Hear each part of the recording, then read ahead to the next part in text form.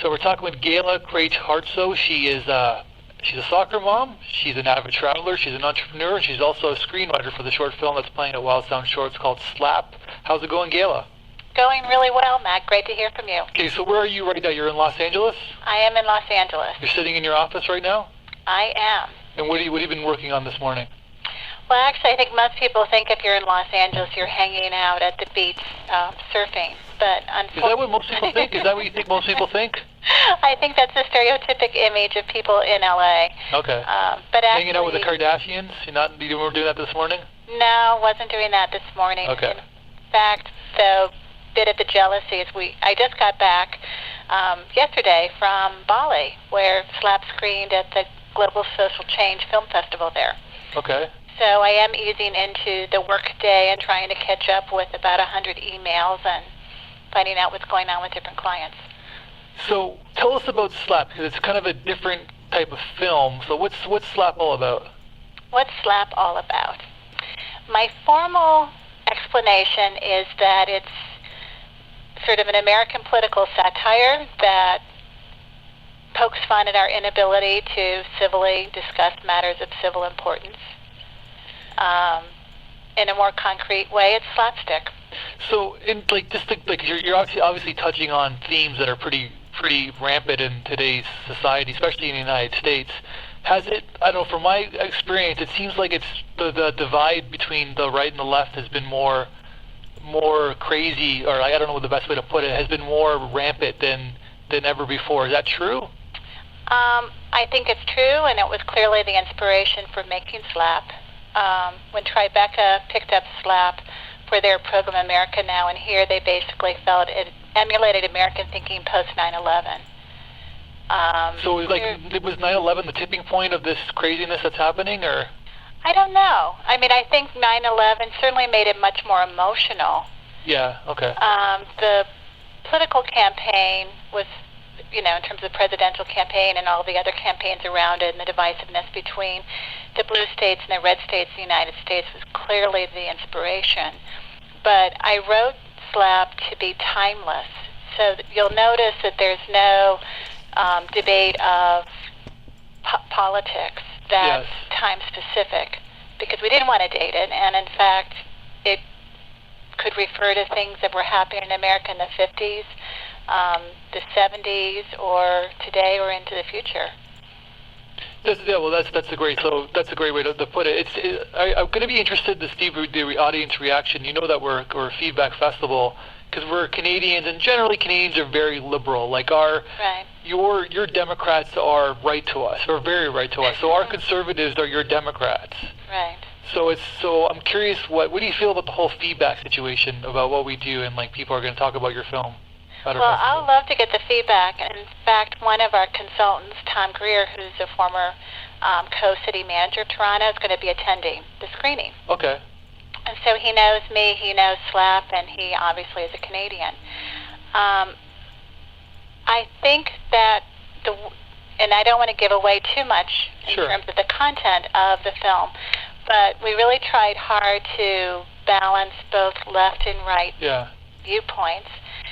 And we also try to make people uncomfortable, that there's a tendency to sort of listen to one side and say, I like that person because I agree with them. And then all of a sudden they dislike that same person because they don't like the viewpoints coming out of their mouth. We typically find about 90% of the people get it, love it, are totally enthralled with it.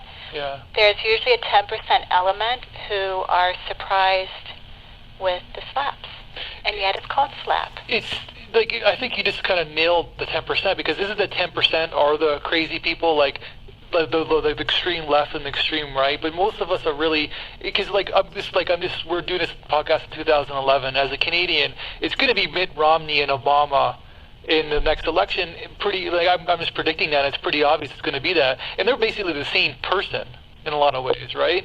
And so isn't this craziness really just 10% of the people? And most of us are moderates in a lot of ways. I think most people, if you take a bell-shaped curve and you have on the extremes the red and the blue, everyone's somewhere in between. When I was in Bali, what surprised me, and I think this is more the 10% I'm thinking of, is again, I'm going to give it away, but I think people find they either love it because it's so over the top, or in Bali, this one woman was very upset because she felt it was perpetuating violence in America. And to me, I even said to the audience, how many people felt that? And the majority disagreed with her. Yeah. And if anything, I think it's a protest against the lunacy of what's happening and the inability to talk, civilly and calmly about issues. But she just found the slapping too aggressive. Well, it's kind of a metaphor because really the words that are going on are violence. There's no punches thrown, right? Like it's because people are being very aggressive to tarnish people's images, right? Right. And that's violent. That's what else is violence besides that, right? And this is clearly both the verbal assault as well as the physical assault. Yeah, and it's like emotional abuse and physical abuse, right? They're both versions of abuse, right? Right. And a lot of times the emotional the heals don't wound, where the physical the wounds actually do heal in a lot of ways. Some can argue that as well.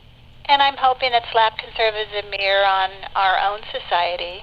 And we had actually thought we could start a whole movement that when people start discussing politics and issues of importance, and it got a little bit too painful, to just sort of say the word SLAP, and that might calm people down and allow them to sort of continue discussing the issue in a more intelligent way. Do you think it's mostly because, from looking at it from an outside perspective, and a lot of people like to laugh at Americans because you're like a powerful country and you're easy to laugh at in a lot of ways, right?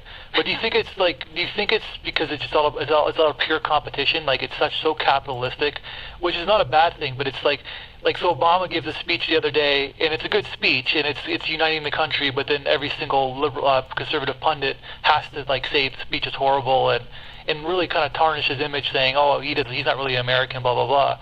I think it's just they don't really believe that. I think it's just it's about competing. I think competition's this is what it's all about. I hadn't really thought. I mean, obviously, it's a very competitive world, and one way, I guess, to make yourself look better is to put down others. I hadn't really thought about it that way. I sometimes feel that people feel if I speak louder and keep saying the same thing over and over again, people will get it. That's what children do, though. And what we're doing is we're not hearing each other. We're not listening to each other. We're not considering the possibilities. When I was in high school, I was a debater, and I think those elements will come through in SLAP for anyone who sees it. And when you're on the debate team, you show up for a round, you have a topic, and you are told in what round you debate pro or con. Yeah. You have to be able to learn how to argue both sides. And I think too often in the United States, we don't take the time to sort of think through the other side's perspective, and maybe never agree with it, but at least understand where they're coming from and understanding maybe their moral dilemma. But instead we have a knee-jerk reaction just to say, well, they're all wrong. Whether or not we're a liberal or a conservative, we still have this tendency to co-locate and live nearby people who think similar to us politically. A lot of it's fear as well, I guess, right? If you have different ideologies than somebody else, then you're scared of that person. It's how racism is. It's all about racism. Isn't that true as well? I think it's fear and also comfort. It's much more comfortable to be surrounded by people who think like you. And I'm not suggesting that. In fact, I like the diversity of ideas, and I like to pursue the possibilities. And as you pointed out, most people aren't all red or all blue. They're somewhere in between. And when you can actually talk issues rather than politics, we have a lot more in common in terms of what we value as being important. Because when people, that's why I'm curious what the feedback is, because people right away are going to decide whether the filmmaking team and you as the writer, are you a liberal or a conservative, and that's just people's immediate reaction. What's the bias here? What's the agenda this person has, right? Yeah. So it's curious. What do you think I am? Well, you assume that you're a liberal because you're writing screenplays, right? Right. But I'm a liberal. Yeah. Well, it's because That's just me being easy because most people who work in this industry are liberals, right? But you know what's interesting is I am in a politically mixed marriage. Okay. My husband is a conservative. And most of my friends think it would be easier to have a religiously mixed marriage or a racially mixed marriage than a politically mixed marriage. Yeah. And it's, because not most people are somewhere on the balance. They're not all red or they're all green or blue or whatever the colors are. Oh yeah, you put them together, it's green, right? Yeah. Right. Or purple or whatever. The reality is we are some shade of purple or lavender. Yeah. And, my husband and I agree on very basic values, and... What's your biggest disagreement, though? Like, what's the big issue that you have? Like, what almost didn't bring you to the altar? Well, I've known him since I was 14 years old, so that's sort of a tough one. Wow. Okay. Yeah. So, but what's the big issue though? Like, is it like? Probably on social issues. Like, give me an example. And as a woman, I will be much more. And also, our firm works primarily in government. I'm a management consultant by day, and so we do strategic plans for public health in the county of LA, public works. We do management audits for the civil grand jury on topics on domestic violence and a whole, gang injunctions and all of that. Does he believe in socialized medicine? I would support socialized medicine. Absolutely. See, because as a Canadian, I don't get what the issue is. And I don't either. In fact, in high school, that was a debate topic, and I thought we would have it by now. My husband's position would be more of how will we finance it. Okay. So that would be the question mark he'd raise. So cut basically as the easiest answer would be the defense budget, right? There are all sorts of possibilities, but mine would. And how about raising taxes to people who are rich, which is a big issue right now as we're doing this podcast? We can talk about the how, but I would first sort of say, let's agree to do it, and then we'll figure out how to finance it. Where he would say first, let's figure out even if it's financially feasible. Yeah. So it's a different way of approaching it. In a way, I kind of agree with what your husband. I think that in order to do something, you have to have it structured basically so that it can actually get done, right? Well, you're taking a more conservative perspective then, aren't you? Is that a conservative perspective? I just think it's a logical perspective, and I probably lean to the left as well, like you. Well, you're a little purple. We're all purples, right? Right, because I think everyone has, is sort of balancing what's feasible in light of everything that we need and could do. Because this is a big issue, but a lot of times people's issues are about, like, say, abortion or what's going on right now with what's going on with the mothers, whatever. Sorry, the organization. I apologize if I didn't. About like abortion's a big topic, which is like has nothing to do with anything in the grand scheme of things, right? Right. Like there's bigger issues to be talked about, but for some reason these small issues get brought up in a political debate. And I have trouble with that because we had a court case called Wade versus Road where I thought it had legally been resolved. And that's an example where my husband and I both agree. I mean, it's a woman's prerogative. It's a woman's choice. I respect people who choose not to do it, but I also respect the right of a woman to make that choice. And I don't know why that keeps persisting as a political agenda given every other challenge we have facing us as a nation, from the economy to homelessness to, as you pointed out, health care. 3 wars. Wars, yes. And, there's the other big hot button issue is gay marriage, right? Which is, I don't understand the conservatives. They're going to be on they're on the wrong side of history. If you really study history, they're not going to be on the right side of this. Don't they realize that though, or? I'm not even going to begin to defend what the right side might think about gay marriages. To me, it's a contractual relationship that two people who are in love with each other enter into, and I don't care what their gender is. It's the same analogy of what happened in the 50s and 60s with African Americans. It's like. It's the same parallel. It's like they want their rights and they deserve their rights. Or women wanting the right to vote, or women wanting the ability to take out credit for a loan to start a business without having their husband to sign off on it. It's just constantly people putting constraints where they shouldn't be bothering. Yeah, that's what's going to be interesting about the feedback of this film, because I got to stay on topic where it's got to be about the film, because you can go off in different tangents We could easily go, and I love this conversation as a result of it. Yeah.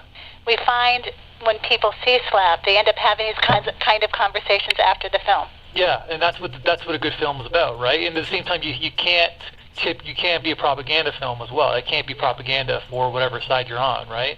And I do think whether or not you're liberal or conservative, you would find pieces of Slap that will appeal to you equally as pieces of Slap that will offend you.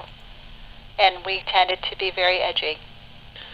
And that's a dangerous story to tell, and that's a good story. That's a great story to tell, though, right? But it's also dangerous. It's that fine line between making people have to stay emotionally involved in what you're talking about, right? So you can offend them, but they got to stay emotionally involved, right? Right. So, okay, so you're doing you have another interesting film that you're just finished, or you're in production. You just completed it, right? We just completed the editing of it, and we're just now beginning to send it out to film festivals. It's called Heloise, and it's actually the greatest sex scandal of the 12th century France. So it's very different from Slap. 12th century. We don't know much about the 12th century. We don't it's not one of those centuries that stand out, is it? Well, it's not the 19th century or the 18th century. Yeah, I hadn't thought about the great centuries of modern era.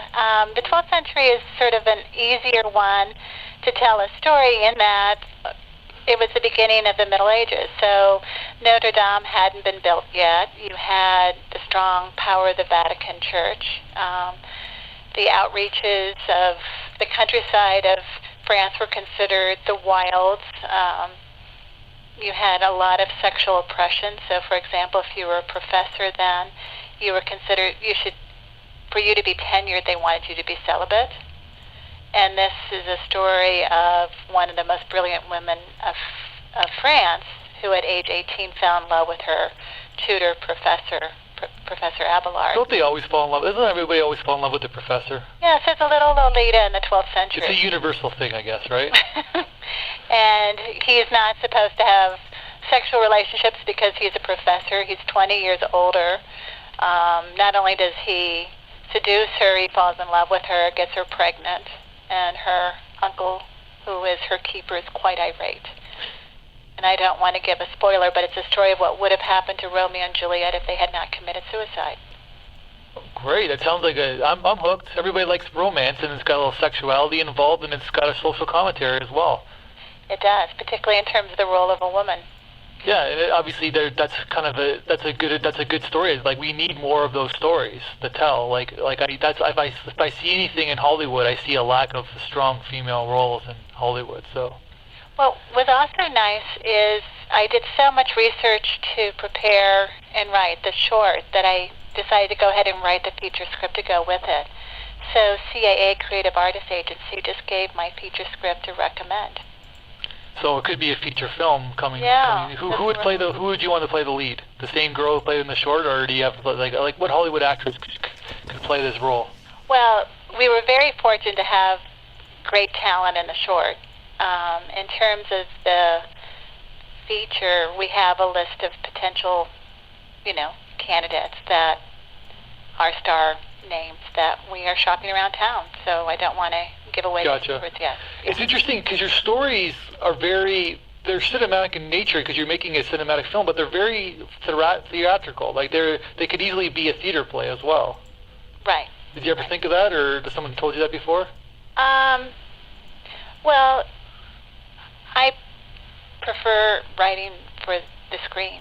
I just think it's much more visual. One could do a play version of this, but I prefer writing screenplays. So, I think they reach larger audiences, and you actually have a permanent record of the story that can carry on throughout time. But it's also more collaborative. So for a screenwriter, it's kind of a director's medium as well. So you're handing over your film to the director, right? Right. And that's sometimes dangerous, or that's what writers tell me sometimes. The good fortune I've had by being a producer-writer is I'm involved in all phases of the project. And they're writers who want to be writer-directors. There are very few writer-producers who can do both the business side and the writing. And I found that combination has worked well. Okay, so it seems like you've done, like you've had this is like a new career for you. Like you've done. It is. So what, like, I don't want to, you don't have to say what your age is, but basically you were on last year with top 50 women over 50, so I'm assuming because you got that honor that you're over 50. Right. Correct? So I'm just trying to do the math here. So what got you into screenwriter at such a late age? Not that you're late. I'm a real oddity because I decided I've made a couple of career changes throughout my life, which is part of the way that I get my energy. I was in education in my 20s, and then I went into consulting in my 30s, and I started my own firm in my late 30s. And then I decided as a lark to take a feature screenwriting course at UCLA.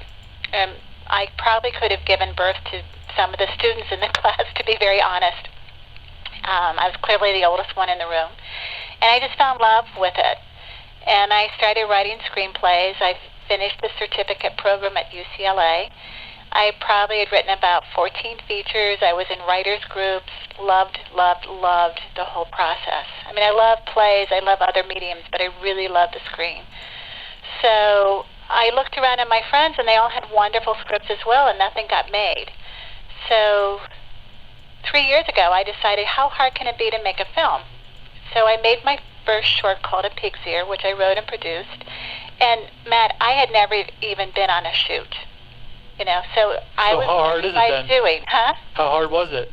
I mean, it was a learning process. I'd hired for free a director who volunteered to do it, not really knowing what a director did, but, it was becoming a hard process. We did the casting, but he couldn't agree on locations. There were no storyboards. He wasn't pulling crews together. And everything I read and talked to people, these were things you needed to do. So I ended up having to ask him to step aside and then go out and find another director. That short film was called A Pig's Ear. It went to about 15 festivals. On the basis of it, I got the funding for Heloise.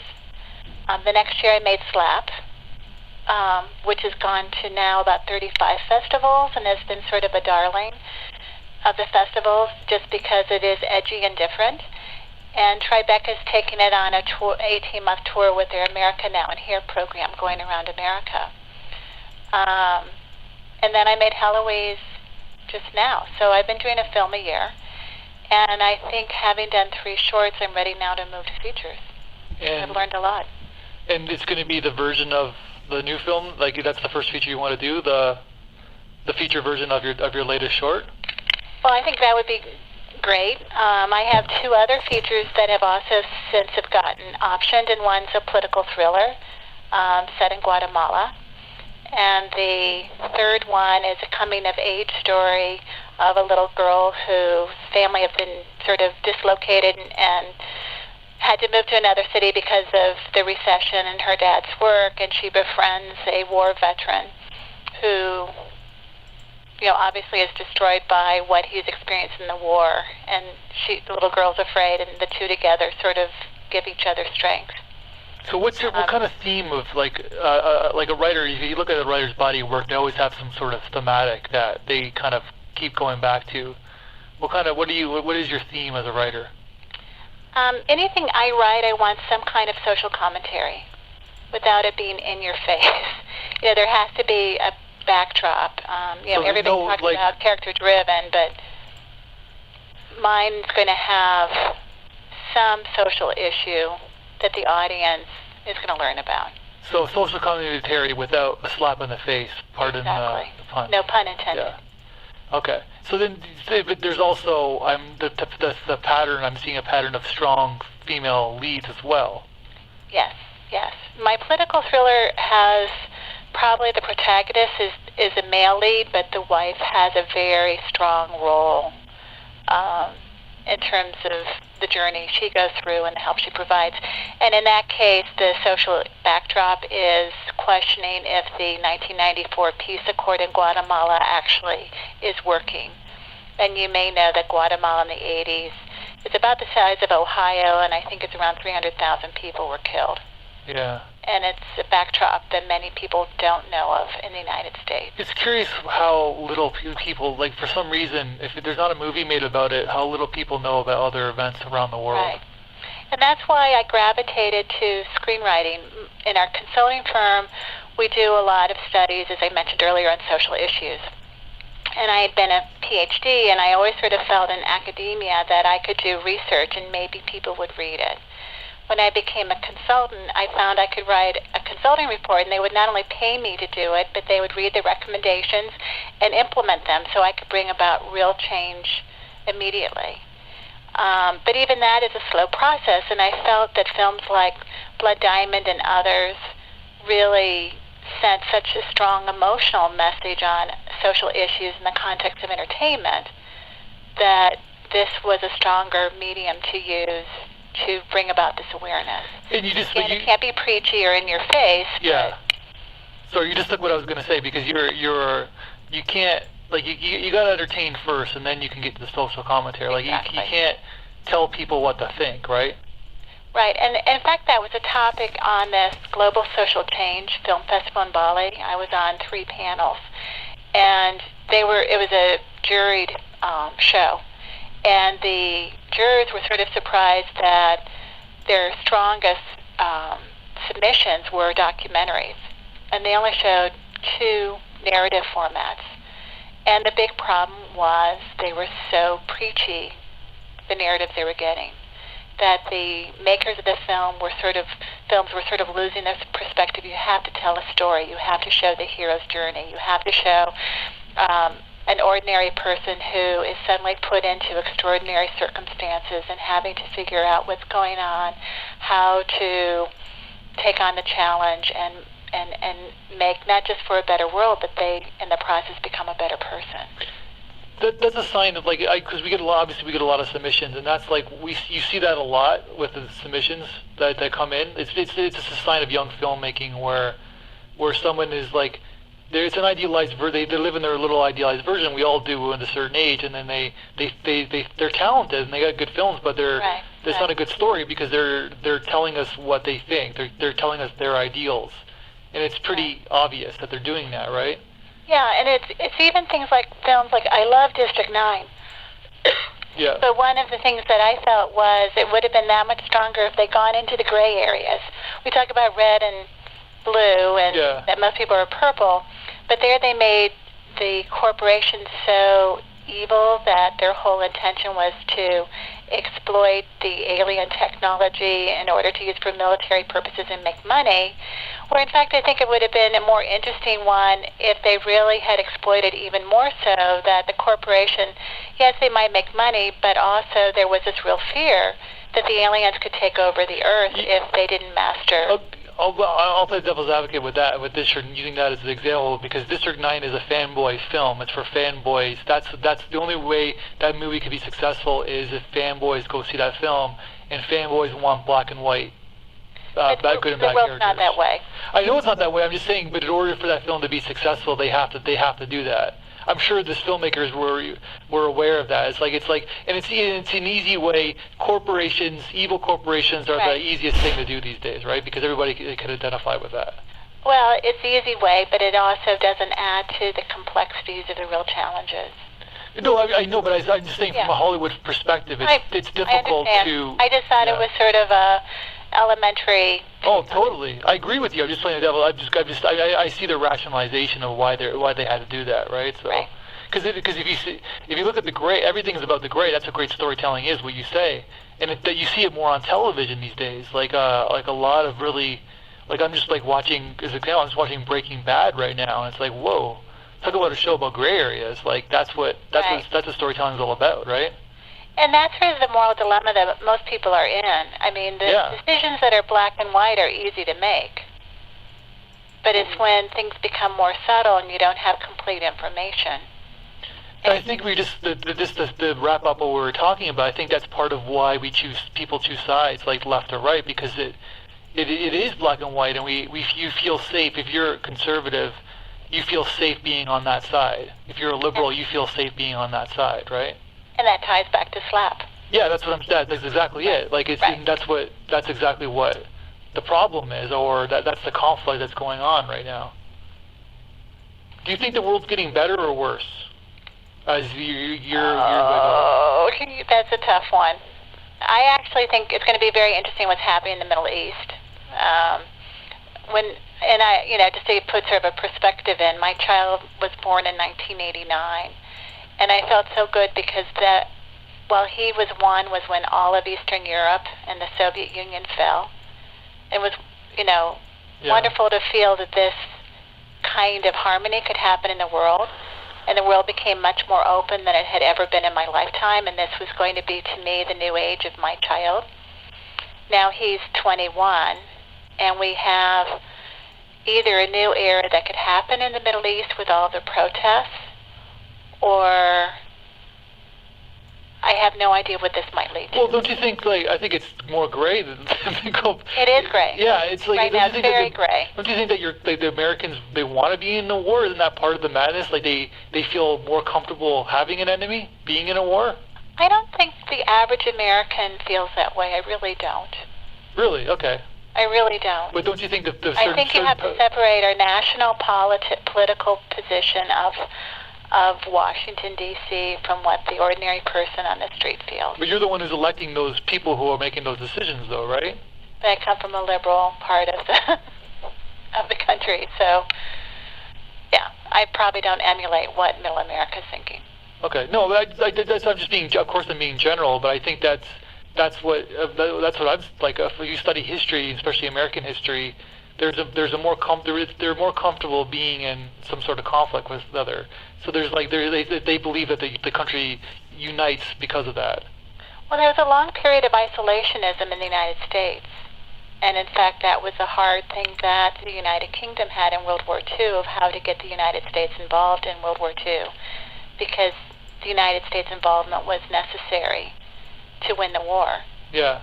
And Pearl Harbor obviously was a tipping point that changed American opinion that we can no longer be isolationists. So I would sort of say that change really happened. Yes, we were involved in World War I, in the Spanish-American Wars, but I think it was really a result of World War II that we then got involved in the Korean War, yeah, that was the Vietnam War, and now Afghanistan, and you start getting involved in other people's wars, yeah. Or kind of probably political gangs and obviously financial gangs as well, right? Yeah, I think there's all sorts of motivations of why these wars have happened, and you and I are not going to resolve that on the podcast. Okay, so let's get before we leave, let's get to some fun questions. Okay. What's your favorite film of all time? My favorite film of all time. That's not a fair question. Okay, what film have you seen the most in your life? The film I've seen the most in my life. The most times, yeah. Oh. I'm going to answer a different question. I think I have to confess. Just typical that liberal, typical liberal, not answering the questions. Just I know. But I have to admit that the Bergmans and the Truffauts and all sort of the indie films probably influenced me the most in my 20s, and sort of my thinking in terms of independent film today. Come on, you're supposed to say Star Wars because that's most people's answer. Oh, is it? Yeah, well, generally most people have seen Star Wars the most out of any other film, right? It's usually a heartwarming film. It's like a warm and fuzzy film. Yeah. So I gave you a different answer. So what was your answer again? Well, I was just thinking, things that influenced me, I have to admit, are things like Twilight Zone and Truffaut and Bergman movies and all of those. Less so the action adventures. My script, The Last Days of the Caterpillars, to me is sort of a cross between To Kill a Mockingbird and My Girl. So I would say sort of more of those type films influenced me more in terms of wanting to try the kinds of stories I want to tell. Who was your hero growing up? Who was my hero growing up? Oh, I have to say probably family members, my dad, my grandmothers, my mom, because they were the ones that I sort of saw taking on some really hard choices in life and dealing with them.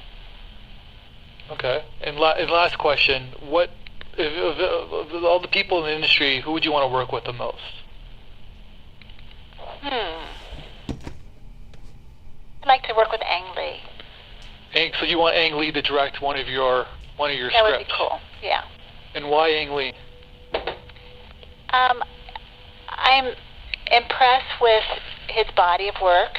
I'm impressed with how he, having come from Taiwan, can look at segments and slices of Americana and capture them on film. So I feel like he's almost like an outside anthropologist who's really able to bore in on the essence.